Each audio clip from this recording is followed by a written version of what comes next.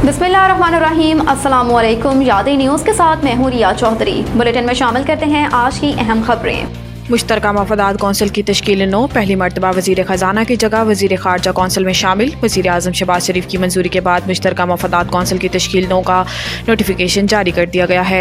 8 रुकनी मुश्तरका मफादात council के chairman वज़ीर आज़म शहबाज शरीफ होंगे, जबकि चारों सूबों के वज़राए आला बतौर मेंबरान कौंसिल में शामिल होंगे। इसके अलावा मुश्तरका मफादात कौंसिल में पहली मरतबा वज़ीर ख़जाना की जगह वज़ीर ख़ारजा को शामिल किया गया है। वज़ीर ख़जाना मुश्तरका मफादात कौंसिल के परमानेंट मेंबर होंगे, लेकिन वज़ीर आज़म शहबाज शरीफ ने साबिक़ वज़ीर ख़जाना इसहाक़ डार के तजर्बे और सूबों से मामलात तय करने की सलाहियतों को देखते हुए इन्हें मुश्तरका मफादात कौंसिल में शामिल किया है।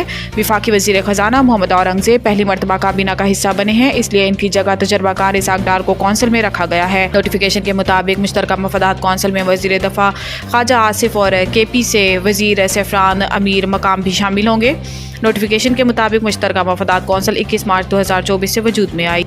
IMF के बड़े प्रोग्राम में जा रही हैं और रवां माली साल ही मुआहिदे के ख्वाहिशमंद हैं। वज़ीर ख़जाना पाकिस्तान स्टॉक एक्सचेंज में तकरीब से खिताब करते हुए वफाकी वज़ीर ख़जाना मोहम्मद औरंगज़ेब का कहना था कि 14 और 15 अप्रैल को वर्ल्ड बैंक IMF इजलास में जाएंगे और नए प्रोग्राम के खदोखाल पर बात करेंगे।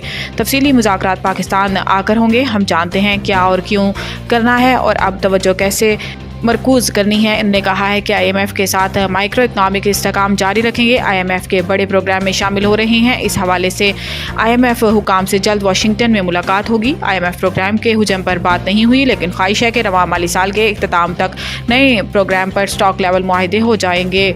पंजाब में नवाज शरीफ किसान कार्ड की मंजूरी, चीन के ताउन से रिसर्च सेंटर बनाने का फैसला। लाहौर में मरियम नवाज की ज़ेर सदारत ज़रई इस्लाहात में मुनक्किद इजलास में Punjab seed corporation Punjab agri research board की तश्कील 9 का जायज़ा लिया गया और चीन के ताउन से ज़रई यूनिवर्सिटी फैसलाबाद में 2 अरब से रिसर्च सेंटर बनाने का फैसला। दौरान इजलास एग्रीकल्चर डिपार्टमेंट को हर फसल की पैदावार और डिमांड का मुकम्मल डाटा मुरतब करने की हिदायत दी गई और कॉटन गंदम चावल की फसल पर रिसर्च और डेवलपमेंट के लिए सेंटर ऑफ एक्सीलेंस बनाने की मंजूरी भी दी गई। इजलास में ज़रई ज़मीन को रिहायशी मकासद के इस्तेमाल रोकने के लिए कानून की तजवीज़ का जायज़ा लिया गया और एग्रीकल्चरल एक्सटेंशन विंग को जदीद टेक्नोलॉजी से आरास्ता करने और एग्रीकल्चर एक्सटेंशन विंग में 5 एग्रीकल्चर ग्रेजुएट्स की भर्ती करने पर इत्तेफाक किया गया। इजलास के दौरान वज़ीर आला पंजाब को दी गई ब्रीफिंग में बताया गया है कि किसानों को 2 साल में 7 अरब रुपए की लागत से 24,800 जदीद तरीन ज़रई आलात दिए जाएंगे। अल्लाह को हाजिर नाजिर जानकर कहता हूँ, किसी के साथ नाइंसाफ़ी नहीं की। Chief justice Peshawar high court justice Mohammad Ibrahim के कमरा अदालत में ख़त्मुल कुरान की तकरीब हुई, जिसमें मुल्क में अमन व अमान खुशहाली के लिए ख़ुसूसी दुआ मांगी गई। ख़त्मुल कुरान की तकरीब से खिताब में chief justice Peshawar high court ने कहा कि अल्लाह ताला हमारे मुल्क को अमन का गहवारा बना दे। अल्लाह ताला हमारे मुल्क पर रहम करे और हालात बेहतर करे। अल्लाह ताला से दुआ है कि हमारे मुल्क में इंसाफ का बोलबाला हो। जस्टिस इब्राहिम ने कहा कि कुछ अर्सा में 1000 ऐसी दरख्वास्तें सुनी जो दूसरे सूबों से आईं। अल्लाह को हाजिर नाजिर जानकर कहता हूँ कि किसी के साथ नाइंसाफ़ी नहीं की। कानून के मुताबिक हमने दरख्वास्त गुजारों को सुना। जितने साइलिन आए हैं, जिम्मेदारी लेता हूँ कि मैंने उनके साथ इंसाफ किया है।